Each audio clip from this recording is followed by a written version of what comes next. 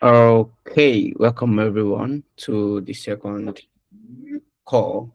So, this second call we'll be talking about empowering community and what's it called? Empowering community engagement and leveraging technology and effective communication by Sharon. So, starting by 12, and I would like us to enjoy the moment while we have our speaker is already on the call with us. So hi Sharon, so welcome. So we'll be starting by 12 on the dot. So we'll use this period to wait for others to join us, and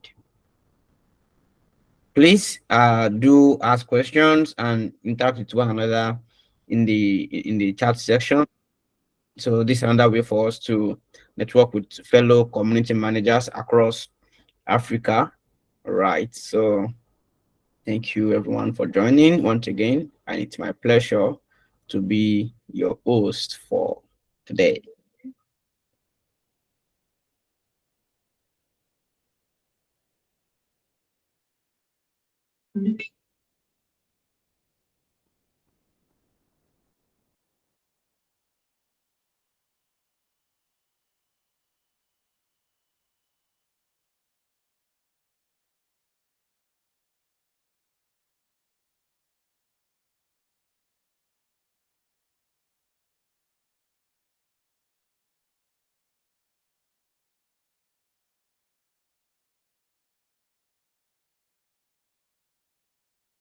I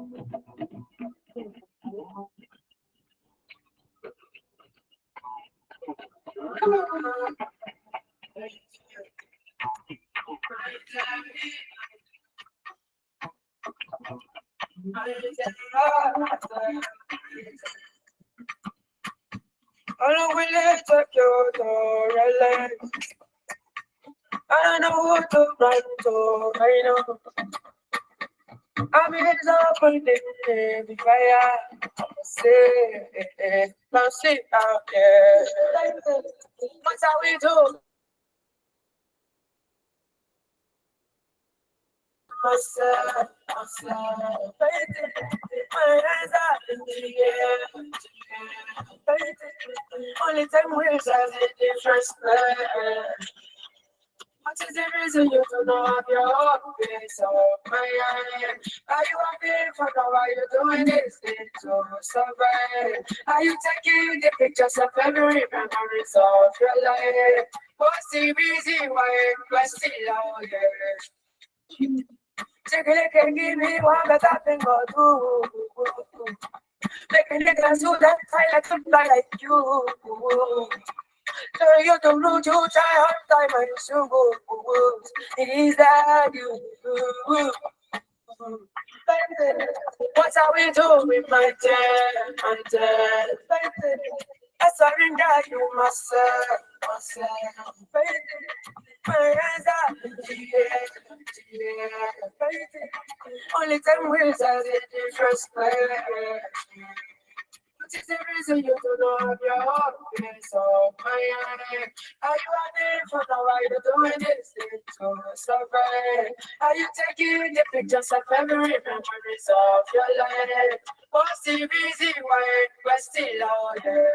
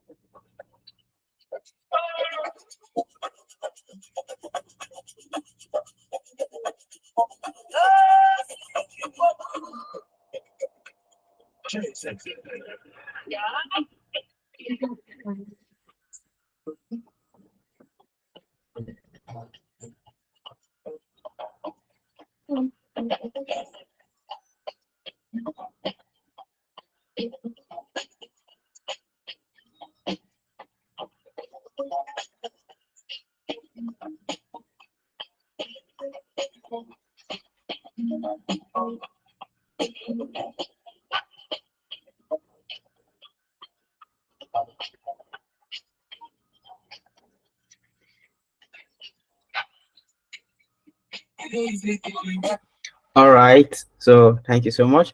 All right. Sharon, please come on board and give us a slight introduction of yourself, and let's enjoy your talk.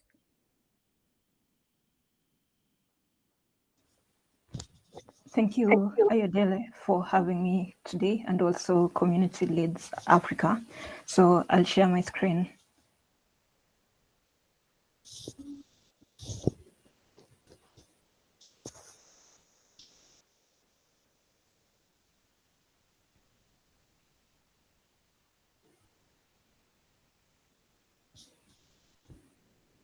I hope you can see my screen and also you can hear me well. Yes, yes. Thank you. So my name is Sharon Jebitok. I'm a community lead at Spacia Tech. Spacia Tech is a tech community based in Kenya, but it has community members from across Africa. So I'm going to talk about empowering community engagement through leveraging technology and effective communication strategies.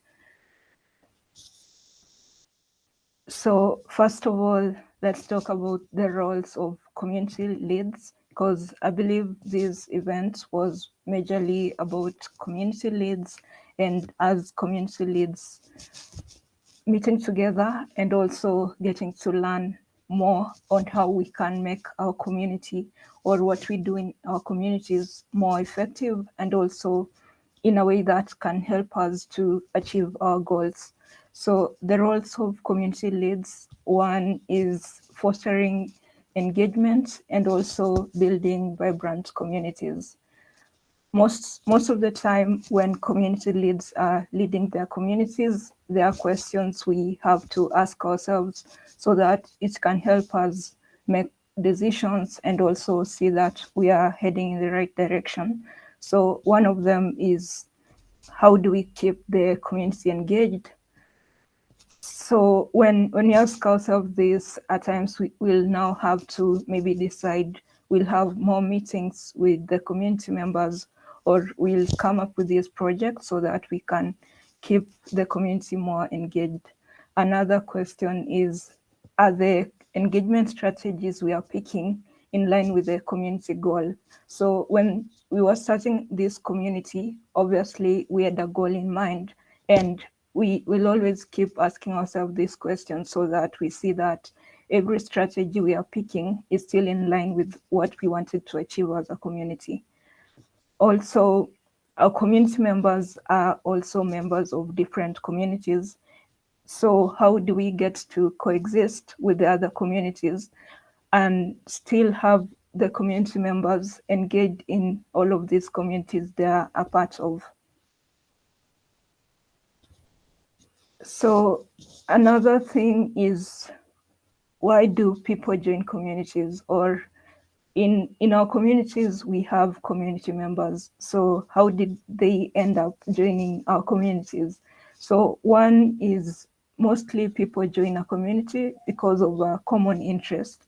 There are those people who are just getting started in tech and they want to join a community which can help them maybe take up a certain part in tech, or join this community because it's teaching people or guiding people in a thing they are interested in learning. Another thing is, there are maybe junior or mid-level developers. Sorry for saying developers. So tech talent, it could be developers, designers, people in DevOps, project managers, maybe other community leads, and generally any tech talent. So these junior or mid-level tech talents might want to join the community because, one, they want to gain some experience. They also want to meet other peers that they are all in the same level, or maybe get access to mentorship. Also, you find experienced tech talents, they would want to join your community because they're seeing that this is an avenue where they can share their experiences, volunteer to be mentors, and also showcase the products they have been working on. So Another reason why people join communities is because a certain community lead is a lead of this community. So we today are community leads, and the community you are in, there'll always be people who have joined because you are a community lead in that community. So just to mention a couple of tools that communities can use to foster engagement and also make the running a community more effective.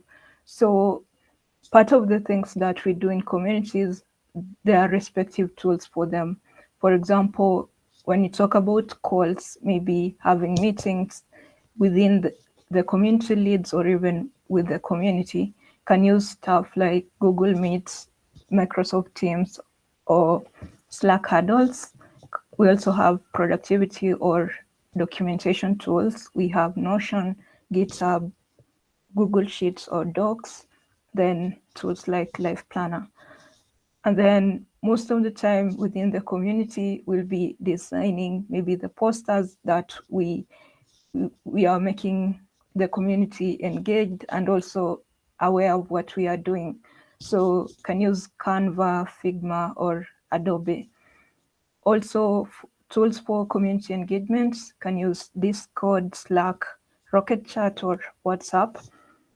And of course, social media, there is LinkedIn, Twitter, Instagram, Discord, or Facebook.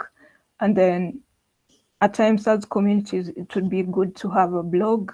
So you can have one on Hashnode, Medium, Dev.to, or you can build your own blog as a community. So just a note is a community's choice of tools will be based on your own preference or the way you want to target the community members or the tools you find more effective for you and easy for all the community leads to easily use. So back to our topic, how to make communication and leveraging the tools effective for the community. So these are some of the points that will add up to the topic that I was talking about. So one is communication in a common voice and a way that relates to our goals and that of the people who are joining our communities. One is on content creation. So the content that we create should be created earlier. So we should structure the content that we are going to maybe post or put out there on behalf of the community. And also the content should be in line with the community goals and that of community members, because remember that the community members, when they are joining your community, they saw your goals and they thought that this is in line with their own goals. So the content should also be something that is in line with both parties' goals. Another thing is community leads should communicate frequently for sustainability. Another thing is on building trust with communities through effective communication. So effective communication can be achieved through having frequent meetings. So as community leads, you could have weekly meetings. And then, of course, as community leads, you could be having groups or departments within the community leads team. So you could also have bi-weekly meetings so that everything is in line and the way it should be. Also make use of tools like the communication channels. You can post the messages frequently, hold discussions, give each other feedback. Also identify any loopholes that you could be encountering. Also, something like scheduling calls can help so that no community lead fails to maybe show up for a meeting because maybe they were not told prior. I believe most of us as community leads have different engagements apart from the community. So it's good when everyone is on the same page.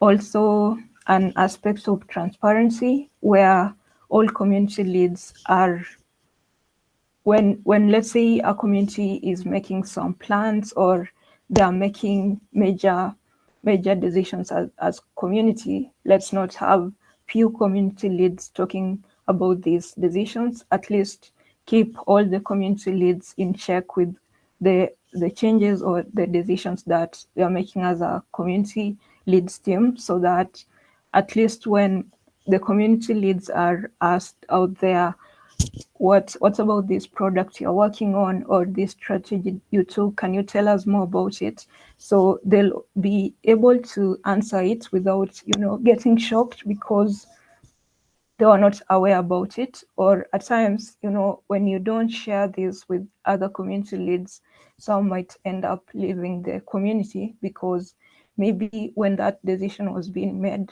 they would be able to maybe give a different view, or also they would just have liked to know what's going on. Also, as community leads, it's good to have the sense of empathy. One is because, okay, one way of doing this is, let's make the community leads team something that every community lead is comfortable in, and also every community lead should be able to know that as I'm part of this team, I can say anything. I can always speak up and tell the community leads any idea or something that I would want to tell them. And then also it's good as a team to acknowledge that mental health stuff like burnout, imposter syndrome, or issues to do with family and work is something real. And when someone within the community leads team is encountering such a thing, they should be free to open up and tell the rest of the team that I'm not okay, and the rest of the team should be okay to give them time out to at least until they feel better, they can join back. Another thing is, as community leads, we often break down tasks and maybe say this community lead can work on this, the other one can work on this. So as a community lead, if let's say you're assigned to work on something and you're not really well skilled on that, you should be free to say that I have a skill gap when it comes to this, or I'm experiencing an overload. It would be good to work with someone else. So those are things to do with the sense of empathy and also effective communication.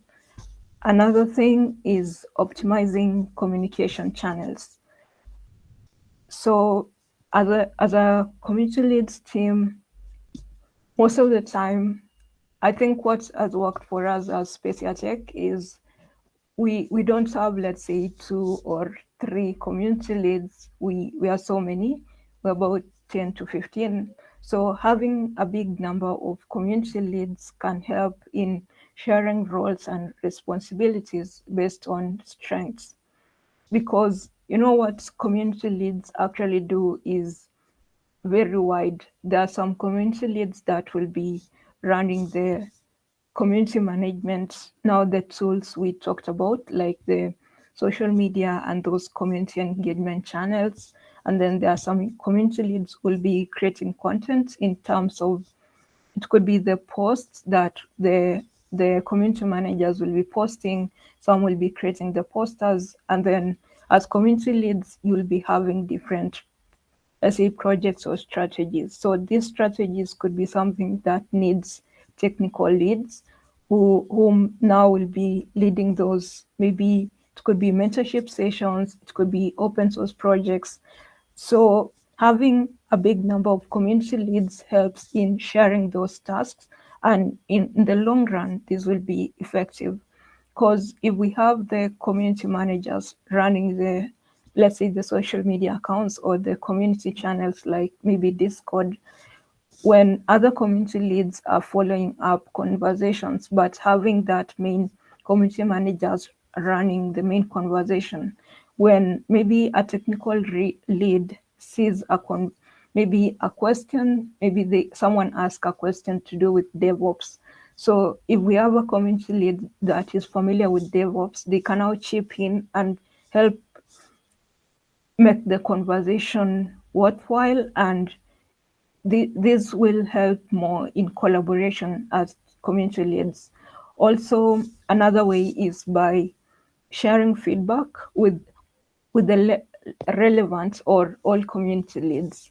So what happens, for example, at Spacia Tech, maybe I'm on Twitter or I'm on a channel that's just outside what we use as Spacia Tech, and I find someone or someone reaches out to me and says, I've been at Spacia Tech for a while, or I've been seeing what you're doing at Spacia Tech and it's really good. Or they would say, I've been trying to, maybe I wrote an email and no one has reached out.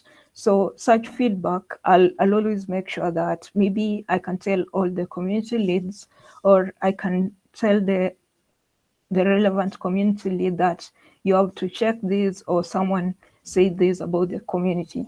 Another thing is, as a community, okay, as a team, let's always appreciate positive feedback. And if there are negative feedback, let's address them and not just, take them negatively. Of course, at times you might have to ignore some. Another way is cultivating a sense of belonging and inclusivity within the community. I always remember this thing. I think we were doing a research project back in campus, and when you're doing the research project, there is a part they always say that when you're working on a project, you should have that sense of ownership, because for a project to succeed, you have to own it. And just as a community, it's good for us as community leads to own the community. You don't have to just say the name of community, but learn to say our community, our project.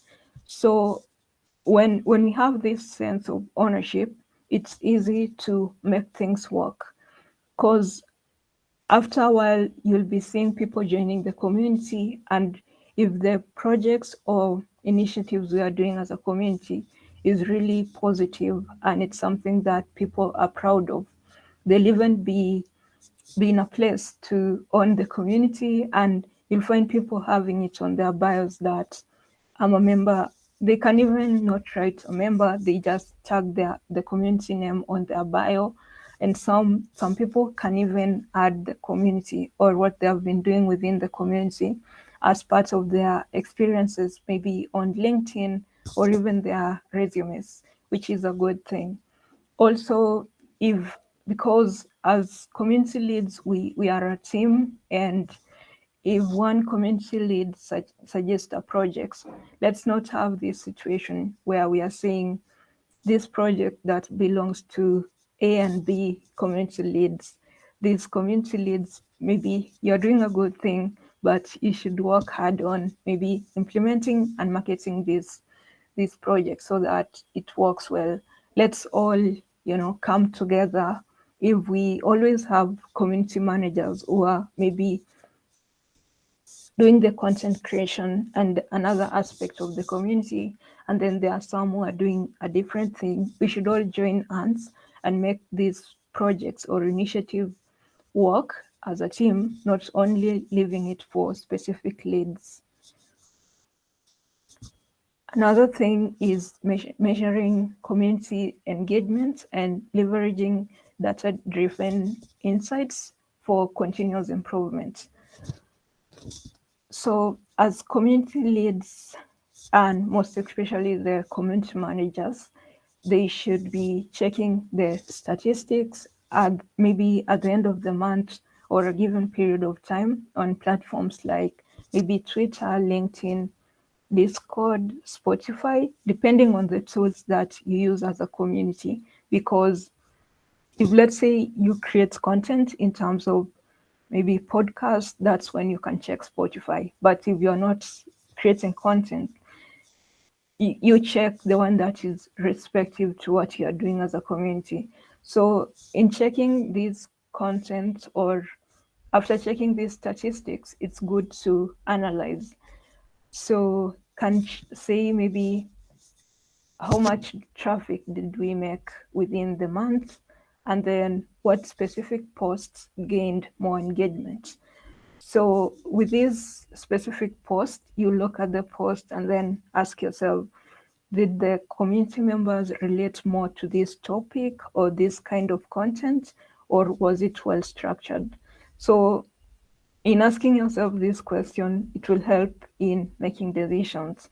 Also, if let's say the statistics are maybe low or high, you can also tell yourself, where did we go wrong or where did we go right? At the end of it, you come up with conclusions, maybe make plans or strategies on how to go for the next month or period. So maybe a place like LinkedIn, you can say, we would like to see maybe more people joining the community, or how many posts should we make in the following months? Same to the other strategies that you use as a community. Finally, you have to do case studies and maybe check on some real world examples of successful engagement initiatives. So through this, you can maybe conduct market research. So with market research, mostly if you have some people who have experience as let's say UI researchers within the community leads, they can help you structure this, because as Speciatech, we have somehow an advantage of having the UI UX designers and some people in this part of the field who normally help us with conducting the user research. So they can come up with these questionnaires that you ask the community members what they really want based on what you're planning to work on. These, with the feedback you get, it can help you with some insights on how to go ahead with what you're planning. Again, you can conduct case studies. So if you're working on a certain project, because most of the time you'll find what you want to work on might exist out there. So you can look at such, let's say, communities or projects that already exist, and then check if it's something close to what you want to work on, and then check how they have gone right, and then come back and use whatever, let's say, information or conclusions that you've come up with to go ahead with what you're working on. So thank you everyone for tuning in. You can follow me on Twitter, and also I'm on LinkedIn. I think that's all, unless someone has a question. Thank you. Thank you very much, Sharon. It's a really it's a nice presentation. I love and I really engage with your conversation. Thank you so much. So I don't know if there's any question from our participants. So please take time for questions. And please, you can also engage with Sharon on our social media accounts. So please, time for question.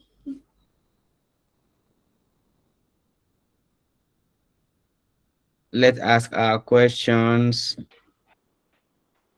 So it means that we are saying we understand, or we understood all what Sharon spoke about. Okay, no problem. So thank you once again, Sharon. It's nice having you. I really appreciate you for honoring us with your time. Please, if you are here, please help us engage with our social media tweets on Twitter. We really appreciate a retweet and a like. So let us let the world know that something is going on and you are learning something tangible to use in your community. So please, let's say thank you to Sharon. And if you are tweeting, let's tweet and tag her so that she will know that we really appreciate her time with us. All right. So thank you, everyone. So soon we're moving on to the last session for the day, which will be about engaging community program. So I hope I'll see you all there soon. So I'll be right there waiting, and I'll be playing you some cool songs before time for the session comes by. So if there's no other question, so thank you everyone for joining, and it's nice having you all at the summit this year, and see you in the next call. Thank you everyone.